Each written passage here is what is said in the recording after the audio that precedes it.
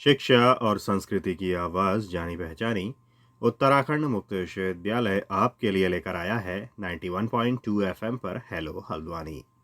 Hello Haldwani एक सामुदायिक radio है जिसे कि आप 91.2 एफएम की फ्रीक्वेंसी पर सुन पाते हैं। इस रेडियो को उत्तराखंड मुक्त विश्वविद्यालय संचालित करता है, जहां इस रेडियो पर हम एक तरफ समाज से जुड़े हुए, समुदाय से जुड़े हुए कई सारे मुद्दों की तरफ आपका ध्यान लेकर आते रहते हैं, तो वहीं विश्वविद्यालय से जुड़े हुए विद्यार्थियों के लिए भी हम कई तरह के कार्यक्रम इस रेडियो पर लेकर आते रहते हैं। उत्तराखंड मुक्त विश्वविद्यालय के उर्दू पाठ्यक्रम से जुड़े हुए विद्यार्थियों के हित में एक ऐसी ही जानकारी के साथ आज हमारे स्टूडियो में मौजूद हैं उत्तराखंड मुक्त विश्वविद्यालय के उर्दू विभाग के असिस्टेंट प्रोफेसर मोहम्मद अफजल हुसैन, और इनकी जानकारी का आज का विषय है उर्दू अदब का दौर ए जदीद। तो मोहम्मद अफजल हुसैन, आपका स्वागत है हेलो हल्द्वानी के स्टूडियो में। अजीज तलबा आदाब, शोबे उर्दू से मैं मोहम्मद अफजल हुसैन आपके पास लेकर हाजिर हूँ। बीए साल अव्वल का पहला पेपर उर्दू नस्र का एक नया सबक उर्दू अदब का अहद जदीद। इसी के तहत अहद सर सैयद में उर्दू नस्र और उर्दू शायरी से मुताल्लिक गुफ्तगू पेश की जाएगी, जिसको आप उत्तराखंड ओपन यूनिवर्सिटी के कम्युनिटी रेडियो हेलो हल्द्वानी में सुन सकते हैं। तो फिर अजीज तलबा, गुफ्तगू का आगाज करते हैं।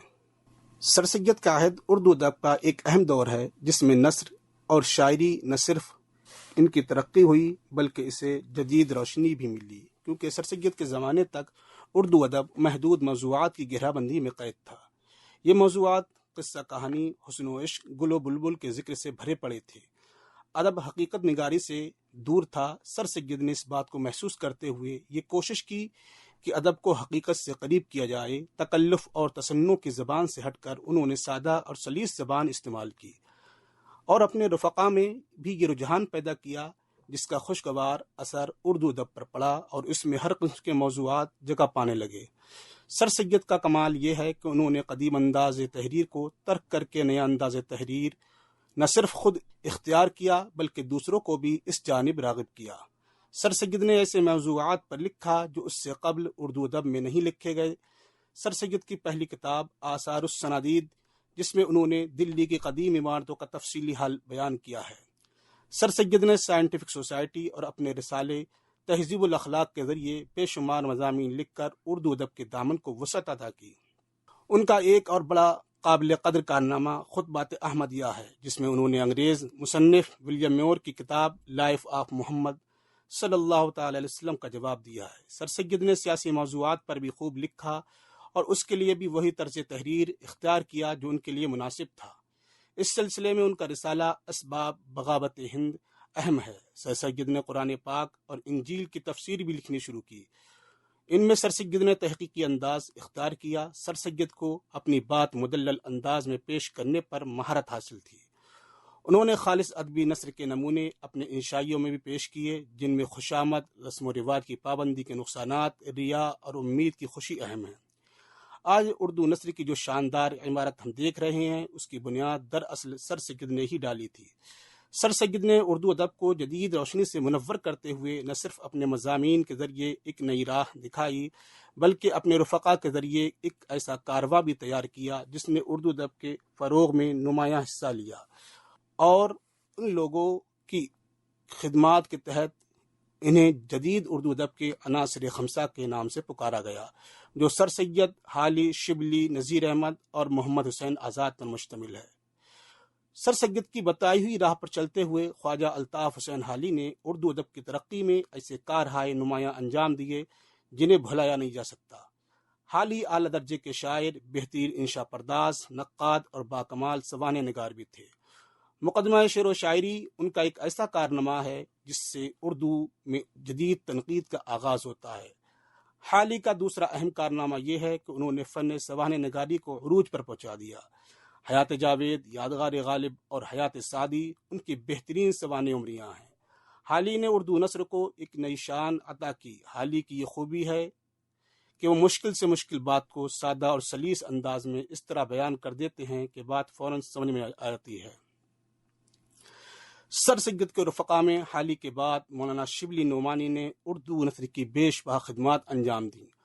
उन्होंने सवाने नगारी, तारीख़ और तनकीद के मौज़ूआत पर कलम उठाया। उनकी अज़ीम शान सवाने उमरी सीरत नबी सल्लल्लाहु तआला अलैहि वसल्लम है, جس میں حضرت محمد صلی اللہ تعالی وسلم کی حیات طیبہ کا مفصل ذکر ہے۔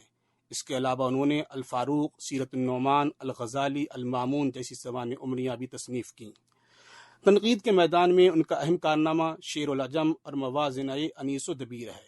انہوں نے الندوہ نام سے ایک رسالہ جاری کیا جس میں مذہبی اور ادبی موضوعات پر مضامین لکھ کر اردو صحافت کو ایک وقار عطا کیا۔ مقالات شبلی کے نام سے ان کے کئی مضامین، کئی مجموعے ملتے ہیں۔ ڈپٹی نذیر احمد اردو کے پہلے ناول نگار ہیں۔ میرات العروس، بنات الناش، توبۃ النصوح، ابن الوقت، فسانہ مبتلا، ایامہ اور رویا صادقہ ان کے اہم ناول ہیں۔ ان کا پہلا ناول میرات العروس ہے جو کہ 1869 عیسوی میں لکھا گیا۔ اپنے ناولوں کے ذریعے نذیر احمد نے سماجی مسائل کی اصلاح کی کامیاب کوششیں انجام دی۔ صنف ناول کو اردو ادب میں رواج دے کر انہوں نے اردو نثر کا دامن وسیع کیا۔ ڈپٹی نذیر احمد کا اسلوب سادہ، رواں، برجستہ اور بے ساختہ ہے۔ با محاورہ نثر قلم بند کرنے پر انہیں مہارت تھی۔ انہوں نے تعلیم نسواں کی اہمیت کو نہ صرف محسوس کیا بلکہ ایسی کتابیں بھی لکھیں جو خواتین کے لیے مفید تھیں۔ ناول کے علاوہ نذیر احمد نے قرآن شریف کا ترجمہ کیا اور تفسیر بھی لکھی۔ یہ ترجمہ سادہ، سلیس اور با محاورہ زبان میں کیا گیا۔ سر سید کے اہم رفقا میں ایک بڑا نام محمد حسین آزاد کا ہے۔ آزاد کی تصانیف میں آب حیات، دربار اکبری، نیرنگ خیال، سخندان فارس قابل ذکر ہیں۔ ان میں سے آب حیات کو اہمیت نہ صرف اس کے اسلوب کی وجہ سے ہے بلکہ تذکرہ نگاری کی تاریخ میں اسے سب سے پہلے اردو زبان کی تاریخ کا امتیاز حاصل ہے۔ آزاد نے تصانیف کے ذریعے اردو نثر کو بانک پن اور وقار عطا کیا۔ ان کا اسلوب دلکش اور منور ہے۔ اس مختصر جائزے کے بعد یہ بات واضح ہو جاتی ہے کہ جدید اردو نثر کی تعمیر اور اس کے فروغ و ارتقاء میں سر سید، حالی، شبلی، نذیر احمد اور محمد حسین آزاد کے نام نہایت اہم ہیں۔ آج اردو نثر جس مقام پر ہے وہ انہی محسنین ادب کی گرامایا خدمات کا ثمرہ ہے۔ سر سید تحریک کا اثر نثر نگاری کے علاوہ شاعری پر بھی پڑا، جس نے شاعری میں انقلاب آفرین تغیر پیدا کر کے نئی شاعری کی راہیں ہموار کیں۔ سر سید نے اپنے رسالے تہذیب الاخلاق کے ذریعے جہاں زندگی کے تمام شعبوں میں اصلاح کا کام کیا، وہیں شعر و ادب میں بھی تبدیلی لانے کی بہت کوششیں کی۔ شاعری کے حوالے سے انہوں نے کہا کہ ہمیں قدیم انداز ترک کر کے نئے انداز کو تسلیم کرنا چاہیے۔ سر سید کے ان خیالات کو حالی نے عملی شکل عطا کی۔ حالی نے سر سید کی ایما پر مسدس کی شکل میں اپنی شاہکار نظم مد و جزر اسلام، یہ اردو کی پہلی نظم ہے جس میں مسلمانوں کے عروج و زوال کو بڑی دردمندی کے ساتھ پیش کیا گیا ہے، لکھی۔ اس نظم میں اردو شاعری میں ایک نئے باب کا اضافہ ہوتا ہے۔ سر سید نے اس نظم کے حوالے سے کہا تھا کہ خدا اگر مجھ سے یہ سوال کرے کہ میں نے دنیا میں کون سا اچھا کام کیا ہے تو میں کہوں گا کہ میں نے حالی سے مد و جزر اسلام لکھوائی ہے اور اس کو لایا ہوں۔ حالی نے اس کے علاوہ ملکی، قومی اور دیگر موضوعات پر بے شمار نظمیں لکھی جنہوں نے بعد کے شعراء کو ایک نیا راستہ دکھایا۔ حالی کا کمال یہ ہے کہ انہوں نے جدید اردو شاعری کی بنیاد رکھی اور اس کے فروغ میں نمایاں حصہ لیا۔ اردو شاعری کو جدید رنگ و روپ میں دینے والے میں آزاد کی اہم خدمات رہی ہیں۔ آزاد انجمن پنجاب کے روح رواں تھے اور اس کے جلسوں میں شعراء کو مختلف موضوعات پر نظم لکھ کر لانے کو کہتے تھے، اور اسی طرح انہوں نے غزل کے مقابلے میں نظم کے فروغ کی کامیاب کوشش کی۔ وہ خود بھی انجمن پنجاب کے جلسے میں نہ صرف شرکت کرتے بلکہ اپنی موضوعاتی نظمیں بھی سناتے۔ انہوں نے مثنوی کی حیات میں کئی نظمیں لکھیں اور اردو کی نظمیہ شاعری میں توسیع کی عملی کوشش کی۔